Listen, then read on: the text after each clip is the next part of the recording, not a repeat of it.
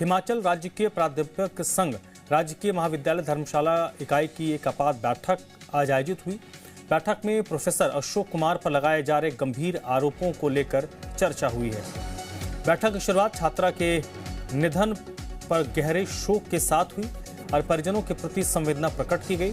बैठक में तथ्यों के अनुसार यह साफ किया गया कि संबंधित छात्रा 2024-25 की छात्रा थी और वर्तमान सत्र में राजकीय महाविद्यालय धर्मशाला में कोई प्रवेश दर्ज नहीं है।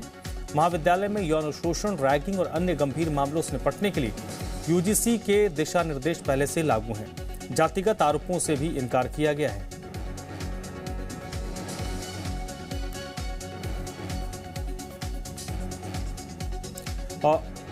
विपिन शर्मा इस वक्त हमारे साथ जुड़ रहे हैं इसी पर ज्यादा जानकारी के साथ। विपिन, क्या बैठक में आज चर्चा हुई है? बिल्कुल, जिस प्रकार धर्मशाला की एक कॉलेज छात्रा की जो है वो मानसिक बीमारी के चलते जो निधन हुआ है, अब उस मामले ने जैसे ही तूल पकड़ा है उसके बाद जो है आज राजकीय महाविद्यालय धर्मशाला का जो प्राध्यापक संघ है उसकी एक आपात बैठक जो है आयोजित की गई है। क्योंकि आजकल कॉलेज में जो है वो छुट्टियां चल रही हैं, लेकिन इस घटना के बाद जैसे ही एफआईआर जो है पुलिस की ओर से दर्ज की जाती है, उसके बाद एक आपात बैठक जो है वो प्राध्यापक संघ की ओर से बुलाई जाती है। और इस बैठक में एक तो जिस छात्रा की दुखद मृत्यु हुई है उसके ऊपर शोक व्यक्त किया जाता है, और साथ ही जो प्राध्यापक जिनके ऊपर ये एफआईआर की गई है उनको लेकर के जो है उन पे जो आरोप लगे हैं उनको लेकर गंभीर चर्चा और विस्तृत चर्चा इस बैठक के माध्यम से जो है वो की गई है। और प्राध्यापक संघ का जो है साफ तौर से कहना है कि जो छात्रा थी वो अभी वर्तमान सत्र में जो है वो उन्होंने प्रवेश नहीं लिया था, और इस तमाम जो स्थिति जो पैदा हुई उसमें संघ का कहना है कि यौन शोषण, रैगिंग और गंभीर मामलों से निपटने के लिए जो यूजीसी के निर्देश थे उन्हें प्रभावी रूप से जो है वो महाविद्यालय में लागू किया गया है, और इस तरह की कोई भी घटना जो है वो महाविद्यालय में नहीं हुई है। और इसको उन्होंने कॉलेज जो एडमिनिस्ट्रेशन है, प्रशासन है, उसके समक्ष भी रखा है। और जिस प्रकार से सोशल मीडिया पे ये जो वीडियो वायरल हुआ था उसको लेकर के भी विस्तृत रूप से चर्चा हुई है, और इसमें साफ तौर से संघ का कहना है कि सोशल मीडिया पर जो है बिना तथ्यों के जो है गंभीर आरोप जो है वो लगाए जा रहे हैं। बिना तथ्यों की जांच पड़ताल के जो है एक तरह से छवि भी महाविद्यालय की खराब करने की कोशिश जो है इसमें की गई है। संघ का ये कहना है कि जिस प्राध्यापक पर जाति सूचक शब्दों के या छेड़छाड़ के आरोप जो लगाए गए हैं वो तथ्य से कहीं भी जो है मेल नहीं खाते हैं, क्योंकि जो प्राध्यापक है पिछड़ा वर्ग से संबंधित है और करीब वर्ष 2006 से जो है वो महाविद्यालय में अपनी सेवाएं दे रहे हैं, और उनका सेवा रिकॉर्ड जो है बहुत ही बेहतरीन रहा है और वो एक अनुशासित आचरण के व्यक्तित्व है। तो ये तमाम बातें जो है बैठक के दौरान सामने आई है, और प्राध्यापक संघ की ओर से एकजुट ये बात कही गई है कि इस तरह की घटना जो है जिन अशोक कुमार जो प्राध्यापक हैं जिनके ऊपर ये आरोप लगे हैं वो इस तरह की घटना नहीं कर सकते हैं। और साफ तौर से ये मांग की गई है कि इस मामले में जो है पुलिस भी जो है पूरी निष्पक्षता के साथ और जांच करे, और ताकि उनकी किसी व्यक्तिगत छवि को। बहुत बहुत शुक्रिया विपिन आपका इस जानकारी के लिए। डिप्रेशन में आने के बाद एक छात्रा की मौत पर परिजनों ने धर्मशाला कॉलेज की 3 छात्राओं और एक प्रोफेसर पर उनकी बेटी से मारपीट करने, डराने धमकाने और अश्लील हरकतें करने के आरोप लगाए हैं। परिजनों की शिकायत पर पुलिस ने मामला दर्ज किया है। मृतक के पिता ने शिकायत में कहा है कि उनकी 19 वर्षीय बेटी धर्मशाला कॉलेज में सेकेंड ईयर की छात्रा थी। पिछले साल 18 सितंबर को इसी कॉलेज में पढ़ने वाले 3 छात्राओं ने उनकी बेटी के साथ मारपीट की, उसे डराया धमकाया। इसके अलावा कॉलेज के एक प्रोफेसर पर उनकी बेटी के साथ अश्लील हरकत करने के गंभीर आरोप भी लगाए गए हैं। आरोप है कि इससे उनकी बेटी मानसिक रूप से भयभीत हुई और उसकी तबीयत लगातार बिगड़ती चली गई। परिजनों के मुताबिक उसका अलग अलग अस्पतालों में इलाज करवाया गया, लेकिन 26 दिसंबर को इलाज के दौरान लुधियाना के एक अस्पताल में उसकी मौत हो गई। धर्मशाला कॉलेज के प्रिंसिपल राकेश पठानिया कहना है कि मृतक पिछले वर्ष फर्स्ट ईयर में कॉलेज की छात्रा थी, लेकिन परीक्षा में असफल हुई। इसके बाद वो सेकेंड ईयर में दाखिले की मांग कर रही थी। यूनिवर्सिटी के नियम के अनुसार किसी भी फेल विद्यार्थी को अगली क्लास में दाखिला नहीं दिया जा सकता। फेल होने और अगले कक्षा में दाखिला नहीं मिलने से छात्रा डिप्रेशन में थी। जो है एक सोशल मीडिया पे एक वीडियो वायरल हुआ था जिसमें एक बच्ची जो है वो हॉस्पिटल के बेड पे जो है वो कोई स्टेटमेंट जो है दे रही है। तो इसी सिलसिले में जब पूछताछ की गई तो यह पा गया कि एक लड़की जो कि यहाँ धर्मशाला क्षेत्र सिद्धवाड़ी से रहने वाली थी, 19 वर्षीय। और चलिए सीधे रुख कर लेते हैं। इस वक्त मेरे साथ दो मेहमान जुड़े हैं। रवि कुमार हैं, समाज सेवी हैं, और संजय शर्मा है, प्रवक्ता हैं हिमाचल बीजेपी के। आप दोनों का बहुत बहुत स्वागत। सबसे पहले रवि कुमार जी, आपसे शुरू करते हैं। बच्ची की मौत दुखद है और इसमें दो पहलू हैं। एक पहलू जो कॉलेज की तरफ से दिया जा रहा है और दूसरा जो परिवार की तरफ से कहा जा रहा है। जांच में दिशा यही तय होनी है कि कौन सही है कौन गलत है। रवि कुमार जी। जी धन्यवाद। मैं यहाँ पर स्पष्ट बात कहना चाहता हूँ कि हम इस मामले की न्यायिक जांच की मांग करते हैं, क्योंकि इस मामले का जो सामने आया है, ये मामला ये काफी दुखदायक है। और बेटी बचाओ का नारा बेटियों के लिए जो है हिमाचल प्रदेश में काफी सुरक्षित समझा जाता था, लेकिन जिस तरीके से पहले गुड़िया कांड हुआ था, उसके बाद ये दूसरा इस तरह का अपराध हुआ है जिसमें खुद वीडियो में बिटिया ने जो बातें कही है वो जांच के दायरे में होनी चाहिए। और इस मामले का जो पहलू है कि जब बच्ची के पिताजी पुलिस के पास शिकायत लेकर गए थे तो वहां पर 2 महीने तक उनकी शिकायत पर कोई एफआईआर दर्ज नहीं हुई। और उसके बाद उनका जो कहना था वो क्या नाम, जब बच्ची की जब डेथ हो जाती है, मृत्यु हो जाती है, उसके बाद पुलिस एफआईआर दर्ज करती है। यह सब संदेह के घेरे में है। और इसमें एक बहुत हैरान कर देने वाली बात है कि इस मामले में इतना डिले क्यों किया गया एफआईआर दर्ज करने में। पुलिस क्यों इस मामले पर, क्योंकि जब हिमाचल प्रदेश में ये खासकर जो ये बच्ची जो है जो जहां हमें पता लगा है कि अनुसूचित जाति से आती है, ऐसा ही एक मामला मैं आपके ध्यान में लाना चाहता हूं। ये क्या नाम आपका मंडी कुल्लू की सैंज घाटी का मामला था। उसमें सेम इसी तरह एक महिला की मृत्यु हुई, हत्या हुई, उसे पेड़ में टांग दिया गया। और उसके बाद वहां की पुलिस ने क्या किया कि उसी के पति को गिरफ्तार करके जेल में डाल दिया। 1 महीने तक वो जेल में रहा। और उसके बाद क्या होता है कि अनुसूचित जाति आयोग 3 महीने बाद जागता है। वहां की जो महिला मंडल है उस मामले को उठाती है और जो कोई रिकॉर्डिंग की बात आती है तो वो जब पुलिस के समक्ष लेके जाती है तो वो मामला सामने आता है। तो उसमें पता लगता है कि उसका पति अपराधी नहीं था। अपराधी जो वो था वो पहले ही वहां पर जो है जो पुलिस जिनकी गाड़ी में जा रही थी आ रही थी वही अपराधी लोग थे।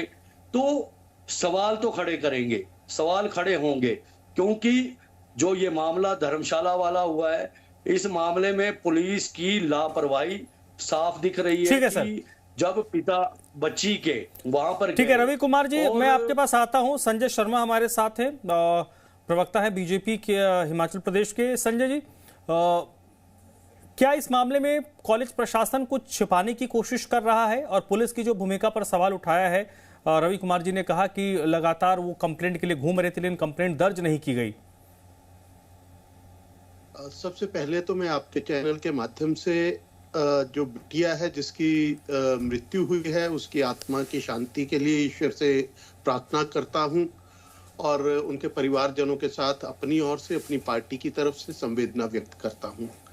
निश्चित तौर पे जो ये घटनाक्रम सामने आया है तो निश्चित तौर पे अगर इसकी कंप्लेंट गई थी या जिस तरह से कहा गया कि सीएम हेल्पलाइन में भी उस बेटी ने अपनी कंप्लेंट करी थी, तो आज तक उसके ऊपर कुछ ना कुछ एक्शन होना चाहिए था, ताकि दूध का दूध पानी का पानी सामने आ जाता है। और जिस तरह से अब कॉलेज प्रशासन के ऊपर जिस तरह से कॉलेज प्रशासन भी सफाई दे रहा है, प्राध्यापक संघ का भी बयान आपके माध्यम से हमने आपके चैनल के माध्यम से सुना है, तो अब इसमें क्योंकि ये बहुत संवेदनशील मुद्दा है, इसके भीतर जो है वो सारे घटनाक्रम को जोड़ करके पुलिस को एक निष्पक्ष जांच के रूप में सामने आना चाहिए। और अगर परिजनों की अगर पुलिस के ऊपर वो अपना अविश्वास व्यक्त करते हैं तो निश्चित तौर पे अगर वो न्यायिक जांच की मांग करते हैं तो न्यायिक जांच करवाने में भी इसमें कोई परहेज सरकार को नहीं करना चाहिए, क्योंकि किसी का भी बच्चा जाना ये बहुत बड़ी दुखद घटना है।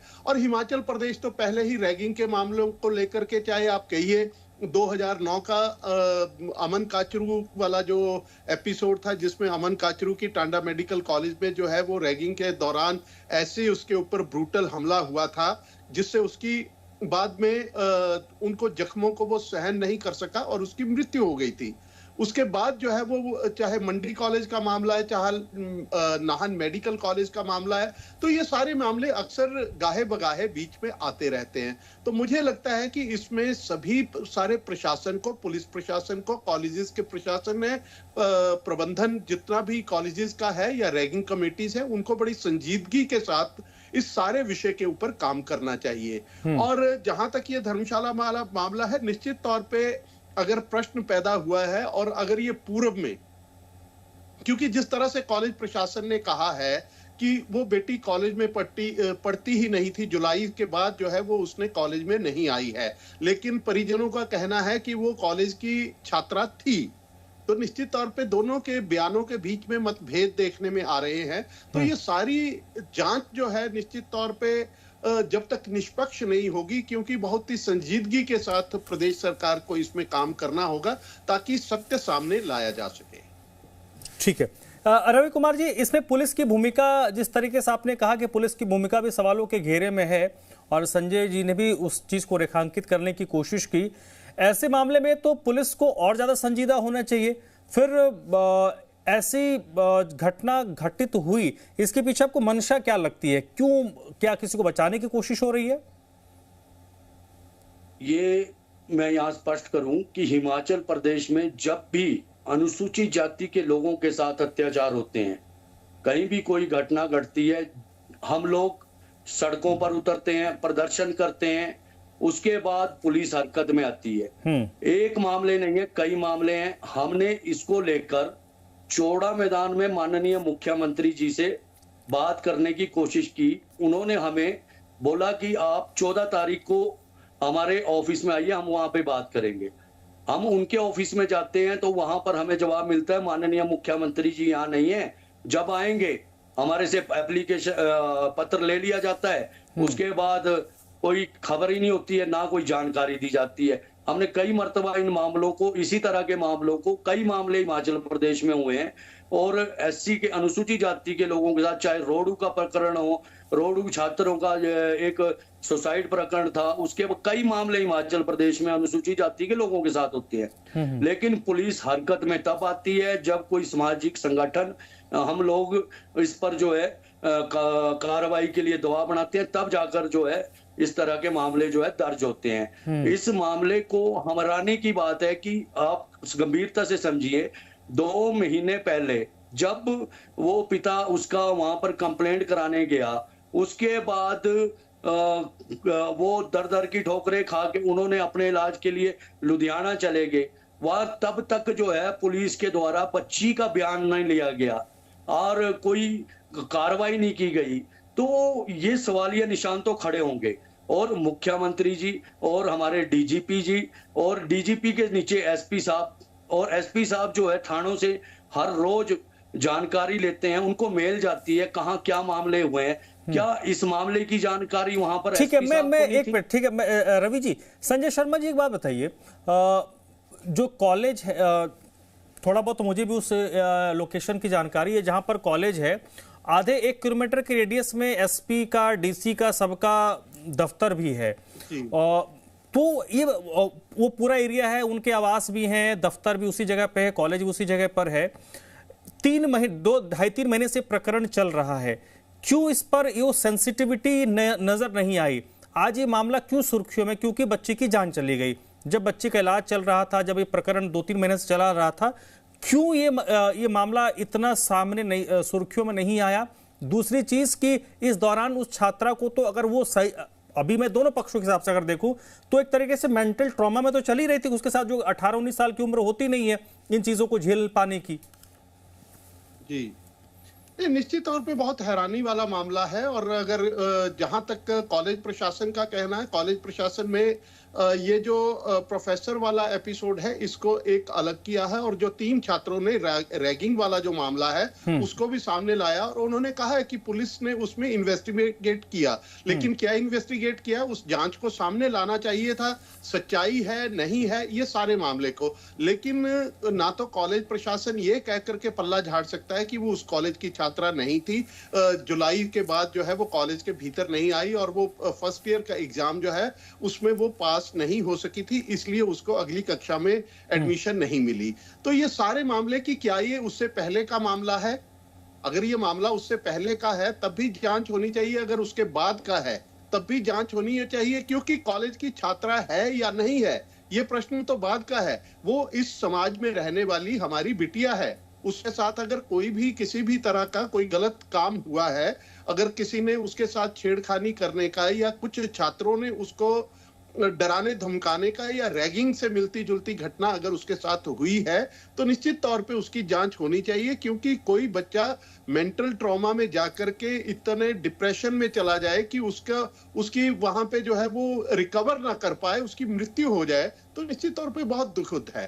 तो इसको जो मैंने पहले ही कहा है कि इसको बड़ी संजीदगी के साथ, इसका जैसा भी जो इच्छा उनके बिटिया के माता पिता की है उन इच्छाओं का सम्मान करते हुए इसका एक निष्पक्ष जांच होनी चाहिए, क्योंकि पुलिस की जांच पहले ही सवालों के घेरे में आ चुकी है। तो मुझे लगता है कि मुख्यमंत्री इसमें संजीदगी से काम लेते हुए इसको न्याय दिलाने के लिए सारे, ताकि निर्दोष के ऊपर भी कोई आंच ना आए लेकिन दोषी कोई बचने भी ना पाए, ये सारे मामले को जो है वो देखना चाहिए। क्योंकि हम देश की बेटियों को, समाज की बेटियों को जातिगत दृष्टि से नहीं देखते। कोई भी बेटी हो, किसी भी जात की हो, किसी भी समाज की हो, उसके साथ अन्याय नहीं होना चाहिए।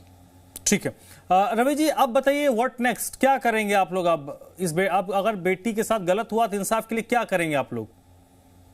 इंसाफ के लिए मैं पहले स्पष्ट कह चुका हूं कि मुख्यमंत्री जी इस मामले में जल्द से जल्द न्यायिक जांच के आदेश दें, क्योंकि हमें वहां की पुलिस पर भरोसा नहीं है, जो 2 महीने तक बच्ची के मामले में एफआईआर दर्ज नहीं कर पाई, और उसने जैसे ही बच्ची की मृत्यु होती है वो एफआईआर दर्ज करती है। तो अगर वहां पर अगर वो पुलिस जांच करेगी तो निसंदेह वो जांच जो है निष्पक्ष नहीं हो सकती, और इस मामले की न्यायिक जांच हो और उच्च स्तरीय जांच हो, और मुख्यमंत्री जी इस मामले की जांच के आदेश दें।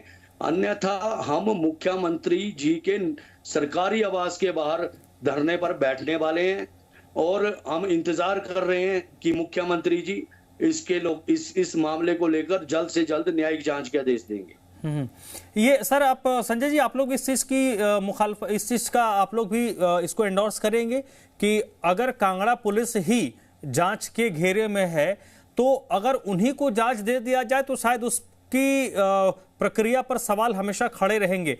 तो एक आला अधिकारी जो एसपी रैंक का ऊपर का अधिकारी हो वो जांच करे, या जिसका वो करे जुडिशियल जांच हो जाए तो और बेहतर है। आप इसको एंडोर्स करेंगे? नहीं, बिल्कुल पूरी तरह से मैंने पहले ही कहा है कि क्योंकि पुलिस की भूमिका पहले ही सवालों के घेरे में आ चुकी है, और पुलिस को जो पहले जिस तरह से कहा है कि उन्होंने 3 छात्राएं जिनके ऊपर रैगिंग के आरोप लगे थे, अगर उनके साथ अगर उन्होंने इन्वेस्टिगेट किया है तो उसकी रिपोर्ट भी सामने आनी चाहिए थी। और अगर ये सारा प्रकरण पुलिस के नॉलेज में था, उनको ज्ञात था, उनको पता था, तो निश्चित तौर पे ये सारी चीजें जो है ये पहले होनी चाहिए थी। जिन धाराओं के अंतर्गत जो है वो मामला बनता है उसको दर्ज होना चाहिए था। तो इसलिए जो भी इच्छा जो है वहां के समाज की है, वहां के माता पिता की है, माता पिता की इच्छाओं का, क्योंकि जिनका बच्चा गया है उसके दर्द को वही समझ सकते हैं। बाकी हम संवेदनाएं तो व्यक्त कर सकते हैं, लेकिन जो नुकसान उनका हुआ है, जो क्षति उनकी हुई है, वो निश्चित तौर पे वो अपूरणीय है, उसको पूरा नहीं किया जा सकता। तो उनकी इच्छाओं का सम्मान करते हुए इसकी जांच जो है वो पुलिस के साथ साथ जो है वो न्यायिक आयोग या न्यायिक जांच की मांग करते हैं तो उसको पूरा होना चाहिए और करवानी चाहिए सरकार को। ठीक है। रवि कुमार जी, आपने जैसे कहा कि मुख्यमंत्री को इस पे संज्ञान लेना चाहिए, लेकिन आप ही ने कहा कि आप मुख्यमंत्री से मिलने गए लेकिन मुख्यमंत्री वहां मौजूद नहीं थे। 10-15 सेकंड में जल्दी से जवाब दे दीजिए सर। आप लोग कोशिश करेंगे दोबारा सीएम से इस मामले में मिलने की? मैं यहां पर स्पष्ट करता हूं कि 6 दिसंबर बाबा साहब अम्बेडकर जी के परिनिर्वाण दिवस पर मुख्यमंत्री जी से मिले थे। हमने बात रखनी थी कि हिमाचल प्रदेश में इस तरह के मामले हो रहे हैं और अनुसूचित जाति के लोगों पर अत्याचार होते हैं, लेकिन उन्होंने समय दिया, उसके बाद वो नहीं मिले।